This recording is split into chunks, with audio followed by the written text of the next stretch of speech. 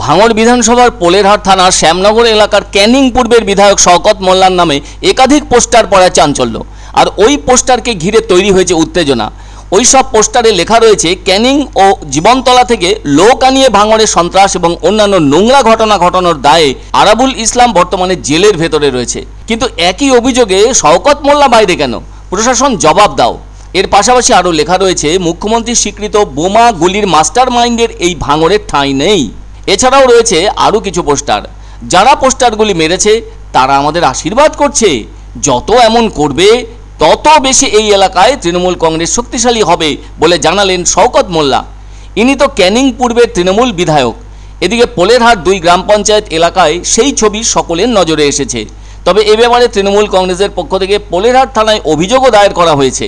সেজন্য তদন্ত শুরু করেছে পুলিশ। শনিবার এই সব পোস্টার সকলের নজরে আসতেই গ্রাম জুড়ে জোর চর্চা শুরু হয়ে গিয়েছে। ওই পোস্টারে আরও লেখা রয়েছে, সুগত বসু, কবির সুমন, মিমি চক্রবর্তীরা সাংসদ হয়ে ভাঙড়ে কী কাজ করেছেন? সায়নী ঘোষ, শওকত মোল্লা জবাব দাও। অন্যদিকে শওকত বিরোধী পোস্টার পড়েছে হাড়োয়া রোডে। তবে এমন ঘটনার পেছনে আইএসএফের হাত রয়েছে বলে অনেকে মনে করছেন। তার কারণ আইএসএফের সঙ্গে তৃণমূল কংগ্রেস বিধায়ক শওকত মোল্লার সম্পর্কটা যেন আদায় কাঁচকলায়। এর আগে যখন ভাঙড়ে বিভিন্ন হিংসাত্মক ঘটনা ঘটে থাকত, সেক্ষেত্রে আরাবুল ইসলামকে কাঠগড়ায় দাঁড় করিয়ে দিত। এদিকে গত প্রায় 2.5 মাস ধরে আরাবুল ইসলাম তো জেলের ভেতরে রয়েছেন। সেজন্য বিকল্প হিসেবে শওকত মোল্লাকে বেছে নিয়েছেন বিরোধীরা বলে মনে করা হচ্ছে। যার ফলে শুক্রবার সন্ধ্যার সময় শ্যামনগর বাজারে একটি জনসভা করলেন শওকত মোল্লা। তারপরে এই পোস্টার পড়ল। এদিকে স্থানীয় সূত্রের খবর, পোলেরহাট 2 পঞ্চায়েত এলাকা জমি কমিটির আঁতুড়ঘর বলেই পরিচিত। এমন ঘটনার পর জমি কমিটির যুগ্ম সম্পাদক মির্জা হাসান বলেন, শওকত মোল্লারা কয়েকদিন ধরেই জমি কমিটির বিরুদ্ধে মিথ্যে অপপ্রচার করে বেরিয়েছেন, দল ভাঙানোরও চেষ্টা চালিয়ে যাচ্ছেন। সে কারণে পোলেরহাট এলাকার সাধারণ মানুষের উদ্যোগে সাঁটানো ওই পোস্টারই হচ্ছে সেই সবের প্রতিফলন। অন্যদিকে শওকত মোল্লা বলেছেন, জমি কমিটি থেকে ওদের লোকজন আমাদের দলে যোগ দিচ্ছে, সেজন্য জমি কমিটির গায়ে জ্বালা ধরেছে। আর যারা তাদের নামে পোস্টার মারছে তারা তো একরকম আমাদের আশীর্বাদ করছে। যত এমন করবে তত বেশি করে এই এলাকায় তৃণমূল কংগ্রেসের জমি শক্তিশালী হবে। ওই পোস্টারে এমনও লেখা আছে, সেটা হলো, জনগণের প্রকল্পের টাকা চুরি করে নেতা মন্ত্রীরা সব জেলে কেন?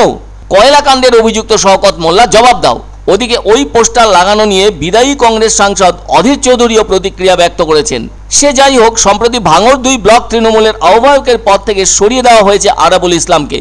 ওই ঘটনার পর থেকেই অস্বস্তি বেড়েছিল দলের অন্দরে। এরপর শওকতের বিরুদ্ধে পোস্টার পড়ায় চাঞ্চল্য যথেষ্ট বেড়ে উঠল বলেই খবর।